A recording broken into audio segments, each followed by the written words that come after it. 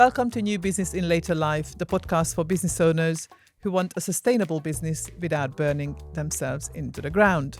I'm Ildikó Sealey, your health for wealth strategist and the creator of the Temple Method. Today we are exploring emotional health from a scientific angle. Not coping better, but increasing our capacity to process what life throws at us. My guest is Dr. Melissa Palmer. She's a former science teacher with a PhD in Neuroplasticity. She understands how our brains are trained by the way we live and the way we work. If you feel mentally full, emotionally heavy, or stuck in constant reaction mode, this conversation will definitely change how you think about your brain, your emotions, and your ability to recover. So, Melissa, I'm going to throw you right in with this question. Do you think most burnout in entrepreneurship isn't caused by too much work, but in fact it's caused by too much unprocessed emotional and cognitive load? Wow, that's quite the question, isn't it? I think it really depends, doesn't it, on the individual. I think a lot of people do carry a lot of unprocessed emotions, and that can cause a huge amount of difficulty in terms of their cognitive load and feeling overwhelmed. But I think some people also are just prone to toxic productivity. So working so hard and thinking that working hard all the time is going to make them as productive as possible instead of taking good care of themselves. I have an awful feeling that I fall into that category somehow. But do you think that's quite a common thing among entrepreneurs and business owners? I'm a really new business owner, started in September. So from what I've met so far, I think that people who start their own business are really passionate about that. And it's like their own baby. And they want to invest in that and want to see it grow. And that's what they're passionate about. And so it doesn't feel like work. It feels like I'm just doing something because I'm absolutely loving it. And then all of a sudden, it becomes all consuming. And you're working all the time. And you start to become overwhelmed and exhausted, not being able to step back and get some perspective. So is it too much work? How does it relate to too much unprocessed emotion then? So I think when people are burnt out through not processing emotions, they are holding on to half-felt emotions. And with that, they are carrying with them the internal narratives that they've embedded from childhood and also internal negative self-talk, again, that can come from childhood. And I think that built into having difficult experiences and carrying these emotions means that people end up ruminating, reliving difficult situations over and over again.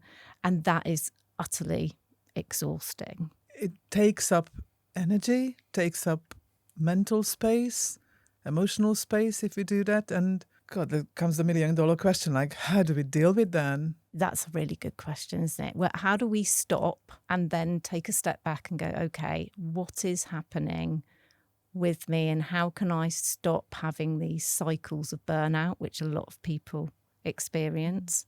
In order to do that, you need to step back and look at what's your internal monologue saying? What are you telling yourself a lot of the time? A lot of our internal monologue, as I've already said, is embedded in childhood. And we'll say things to ourselves like, why am I so stupid? Oh, gosh. Why can't I make this work? Why am I always failing? And your brain is a supercomputer. Mind you, you are asking questions, but a lot of us, I think, are just literally instantly come out like, you idiot. Yeah. That's my kind of go-to. And even though I'm so aware of being aware, it still comes. Yeah. And I say it out loud. And I hate it. But it's kind of like, how long will it take for me to actually stop doing that? It's so deeply ingrained. Yeah. When you can't ever stop doing it, but what you can do is be aware of it. And it's fantastic that you're aware of it. And notice when you are following these negative stories that you tell yourself. And they're stories. They're not true. I'm certainly not an idiot. And then you can harness your brain to start to reprogram some of that. We have got a system in our brain which is basically is our internal monologue, and it's self-referenced. So we can change it. We can change what we're saying to ourselves. We can't get rid of that negative self-talk completely, but we can modify it. And because what you ask your brain, or what you say to your brain, it will then go and adamantly and really hard work look for that. It will find reasons why you have been an idiot. It will find reasons why somebody fails everything. And that's what your brain will then go after. And that's why things become self-fulfilling prophecies. Yeah, I suppose. And this is exactly where it's really interesting how, some people kind of really don't advocate manifestation. I mean, obviously, when you want something, you have to go and do the work anyway. Yeah. But still, it's real, isn't it? That whatever you tell yourself, your subconscious, your brain will believe it. Yeah, absolutely. You've got to give your brain positive information, and you've got to give it something you've got to have a vision. Without vision, we perish. If you don't give yourself a intentional vision, if you don't give your brain an intentional vision, your brain will create a vision based on your negative self-talk. And you will be subconsciously seeking out the negative rather than intentionally seeking that positive vision you want for yourself. Are you exhausted and running your business on empty? Discover health routines that give you more focus and energy. Sign up today by getting your free guide. The link is in the show notes.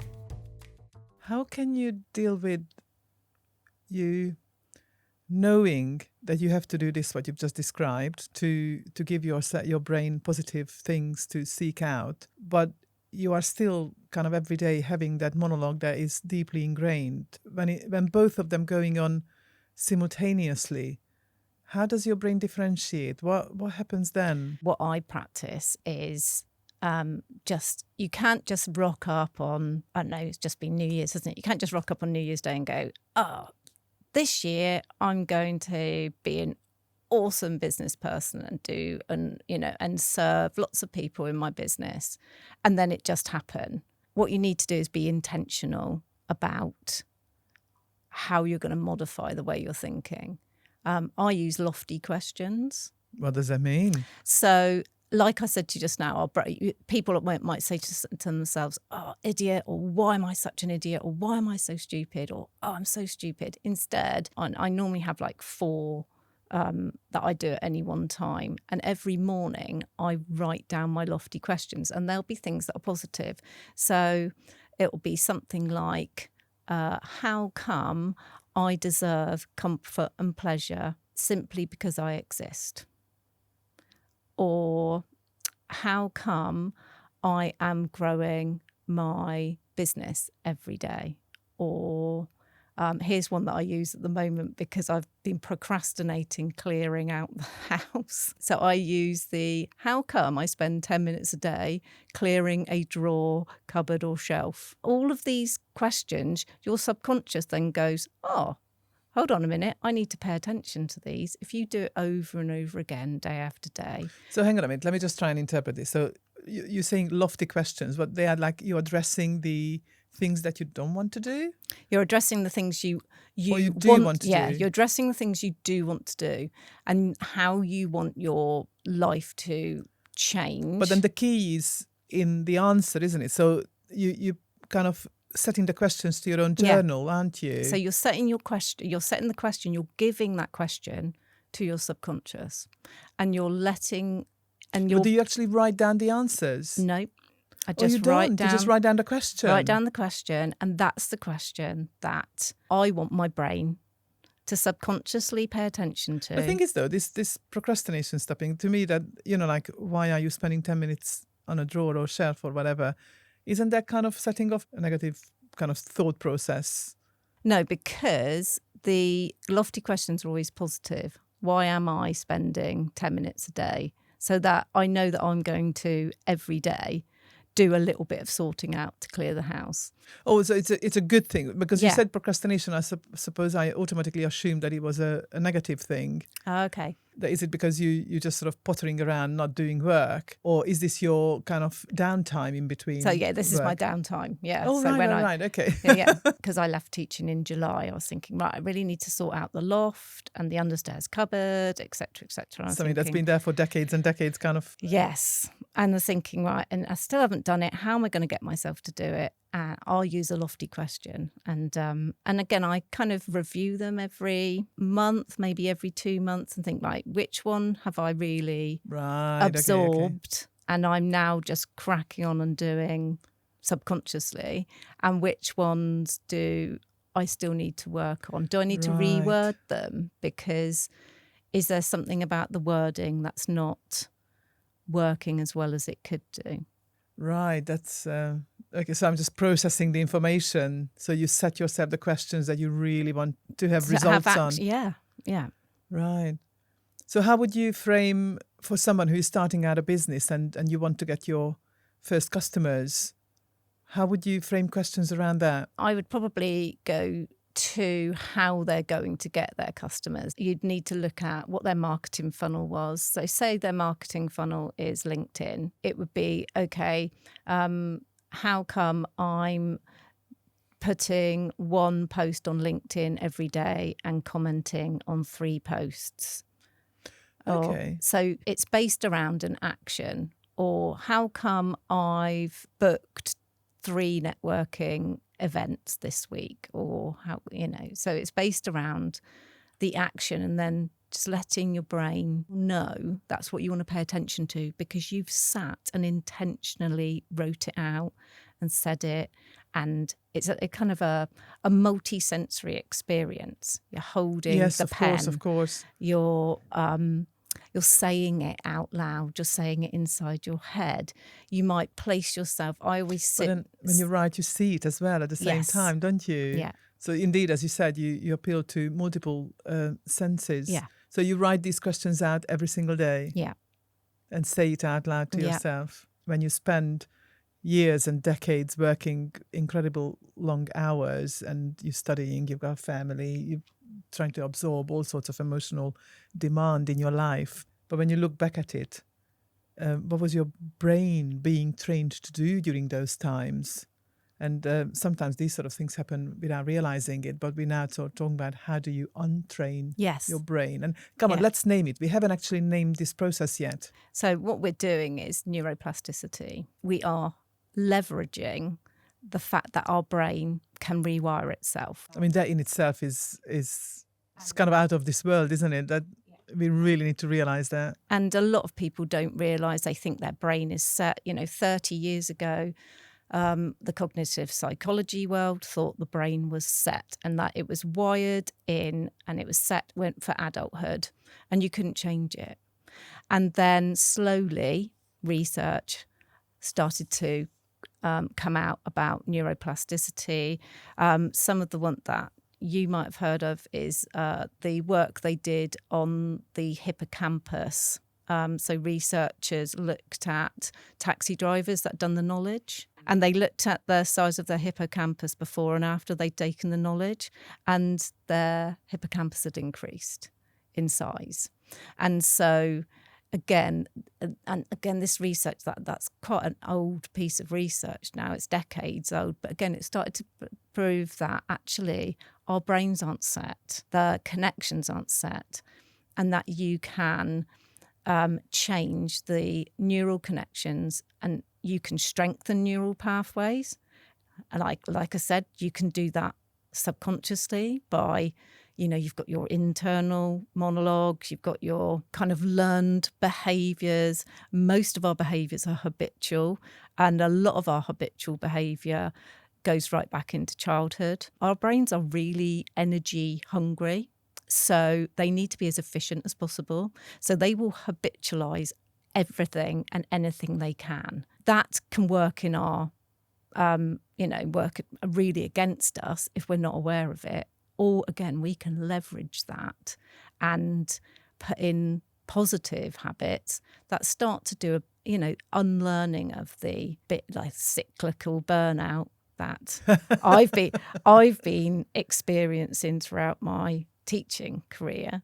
And now I'm working on, okay, how do I unprogram myself to not work? So instead of teaching, you've gone into the entrepreneurial world, Yes. where it pretty much is going to happen almost definitely, unless you pay attention. Yeah, unless you're intentional unless about you not pay doing attention. it. Yeah. So what would you advise to people who genuinely believe that they are a creature of habit, or they have a, what's the word I'm looking for, addictive personality? How can they reprogram? First of all, you've got to believe that you can change your behaviours and you can change, because without believing that you can do it and having a vision that you can do it, it won't happen. But if they believe that they can change, then, the first thing that they need to do is look at the habits and the way that their thought patterns are working, that they've put in place already, that are already there. And then you need to think about, right, okay, how am I going to change that? How do I want that to be different? Some of you will want deeper, faster transformation. And that's why I also offer a 3-month one-to-one mentoring package, and that is tailored to your business and life. You will find the details in the show notes. How can we define emotional health differently from the usual resilience and coping kind of advice that we hear? So I think understanding that our brains will pay attention to what we want them to pay attention to. And the very first part of emotional health is self-compassion. Without compassion and self-compassion, any healing that happens from any situation or from burnout or what have you will not be permanent, and it won't be sustainable. And it's putting yourself first and centre always, and developing a practice of self-compassion, which starts to build up a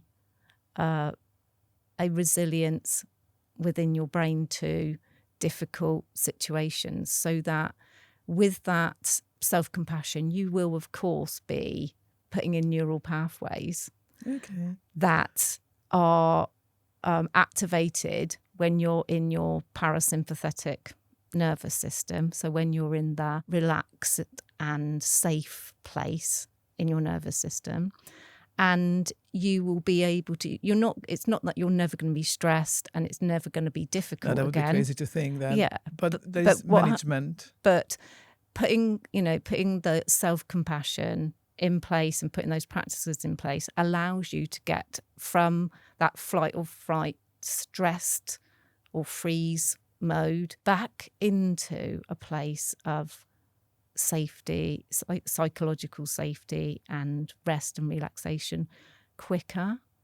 And basically gives you a toolkit of ways to calm yourself down rather than being in flight or fight all the time, which is how people end up in burnout. Absolutely. In episode 48, we discussed with my guest called Callan the importance of self-compassion and self-love, and more importantly, how incredibly difficult people find to practice that. And yeah, that is just, very sad in one way. And it would be so good if a lot more people, if not all people, could find that in themselves, that instead of just giving all the time, because a lot of people kind of class themselves as, I'm a giver. Yeah. And especially, obviously, mothers, that's kind of almost comes with the label. Yeah. But does it have to? No, it doesn't. Exactly. And it's the same with Is it with society's teaching. rules? Is it self rules? And I think for women in particular in society, we are praised from a very early age to be giving and to be kind and to fit in, and all those positive affirmations of that behaviour is hardwired into us. Training us from birth. Yeah, and again, those neural pathways are really hard set. Giving means that if I give and give and give, I'm going to fit in and I'm going to be safe, and it's, I'm going to be okay. But as we know, actually what happens when you give and give and give is that drain yourself. You drain yourself and you burn out. You know, you can't pour from an empty cup. And self-compassion helps you refill your cup. Being able to practice self-compassion, again, rewires your brain to enable you to refill your cup regularly. This is the beauty of all the different health pillars kind of weaving into each other, because you practice meditation in spiritual health, but then it helps your emotional health for dealing with then stress levels, which is a mental health issue. You don't have cognitive overload. You've got clearer thinking. That impacts on your intellectual health, doesn't it? This might be answering the question that I've just had lined up, that, you know, when we are emotionally heavy, constantly reactive, what's actually happening in the brain? How does neuroplasticity actually allow the pattern to change? When you are stressed, your brain is in flight or fight mode. Your entire body's in flight or fight mode, or freeze mode. You will experience higher blood pressure, elevated heart rate, feelings of anxiety. And what happens is your working memory and your executive function, basically anything in your prefrontal cortex, stops working. Okay. And that means you can't reason. You can't problem solve. You can't think clearly. You go back to what people might know as the reptilian brain. I was just about to mention the chimp. There's a book called Chimp Paradox. Yes. I found it absolutely fascinating, having the It's chimp, great. That is, literally that ancient chimp brain suddenly comes into play over the human brain. We can all identify to times when we've absolutely lost it because we've just been really anxious and overwhelmed, and it's all gone absolutely Pete Tong, hasn't it? And then you just look back and you just go, who was that? That wasn't me. And you just, that was my chimp brain. Yeah, that was my chimp brain, or that was the reptilian brain kicking in. And so being held in flight or fight, your brain can't work in terms of thinking clearly, doing any activity that we would need to function in a job or run our own business or whatever. So, yes. So in terms of getting us out of that stressed brain, it's back down to how do we train our brains to calm down? And the key again is to, having activities that end those stress cycles. So, such as? Dancing. Okay. So we talked before the podcast about kind of running or dancing like nobody's watching, or singing, just screaming, or having a good old shout in the car. I do that sometimes. Have a good shout in the car. The majority of our listeners would be business owners, entrepreneurs, although they could be wannabe business owners and entrepreneurs who still work in a corporate environment. Like, how do you dance? Because I can dance in my own office at home all I want. But you can always go into the toilet and just do a little funny run around, or just simply go for a walk. Yeah. But the main thing is to break the pattern, isn't it? Yeah. So one of the things I used to do in my last year of teaching, I didn't have any space where I could just go and be quiet apart from the toilet. So I used to have toilet cubicle, but I used to have little micro breaks in the toilet cubicle, and that's how I used to take care of myself. It's like, I'm going to go and have a little 5-minute break. I'm going to have a stretch. I'm going to do like a nice yoga pose. I'm going to do some really calming breathing. And one of the things you can do, really quick hack to get yourself back in your calm, relaxed, safe mode, is to just breathe this breathing technique. If you breathe in for 4 or 5 and then breathe out for longer,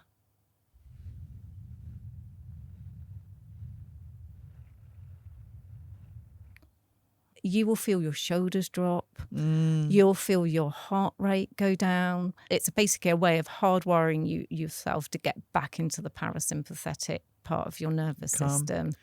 But I tell you what, you know what the most important underlying message in this little scenario for me was?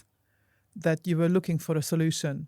And I think that is a super important message to pass on, is that you didn't just sort of get stuck with the fact that there was nowhere to go privately in a school building, but you found the one place that you could. And it's a kind of like a no matter what, if I want to do something, you've got to be determined to do that one thing. You're going to find a solution, and do concentrate on finding that solution to help you. Because at the end of the day, you want to help yourself first and most of all. You want to look after your own health. And yes. Yeah, so obviously we've been talking about emotional health mainly, although we've woven in quite a lot of things. But if this is about letting experiences move through instead of them being stored, what is the one small daily practice you would like to recommend to people to help them retrain their brain? I would say, I think the most important thing you can do is just stop and give yourself some self-compassion. And it helps if you can kind of have some sort of physical contact with yourself. So put your hand on your heart. It's so easy to give yourself a hug. Yeah. That's so easy. You don't have to spend a lot of time, you don't have to sit there for hours and hours, doing a self-compassion meditation. You can be a minute, 2 minutes. But what I'd ask people to do is, whilst that's happening, they might feel uncomfortable, or they might have a negative thought come into their head. What I want them to do is just to let that go past, a little bit like either, when you lie on the grass and you just watch the clouds go by. Yeah, I love that. Or when you kind of stood on the side of a road and just watching the cars go past. You don't jump in every car and go off on the journey with it. And it's the same with those thoughts. You don't have to jump into the thought and go off on a tangent. You can just sit and watch Let it come and go. It will go again. When I do that practice, it comes up regularly in my morning meditation to, for example, give yourself a hug. Yeah. It would fit in with the theme. It tends to release an incredible, deep emotional sort of surge, and I burst into tears. Would you also recommend that with that, finding a minute or two with yourself, would you just observe yourself and allow thoughts to come and go and literally just let them travel through you? Or would you actually speak positive things like gratitude to yourself? Any of those are really helpful. When I sit and do my self-compassion, I often sit in the garden, and at the moment I do it at 7:00 in the morning, so it's dark. Yes, it is and still, yeah. I just think to myself, I'm so proud of you for giving yourself this time. Yes.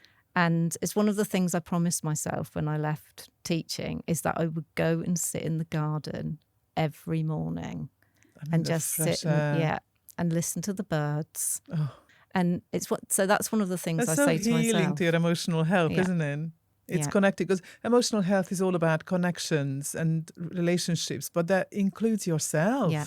When I started over at 50, I learned the hard way. Now I know that health routines are the backbone of business success. So now I help other entrepreneurs do the same. Explore the Routine Club via the link in the show notes, because a healthier you makes a wealthier you. Here's my closing question to you. If our brains are constantly rewiring based on how we live, in your experience, what kind of future brain are most entrepreneurs accidentally training? And what would it take to train a different one? Okay, that's a great question. As I said earlier, I think that entrepreneurs, again, they kind of become obsessed, might be a strong word, but obsessed with building their business. It's theirs. They're passionate about it. Well, it is an obsession, and it's got to be to some extent. It's what drives them. And again, if they've come to it later in life like I have, there's that such passion to make it work and for it to be amazing, because you've actually risked a huge amount in order to become an entrepreneur and start this business.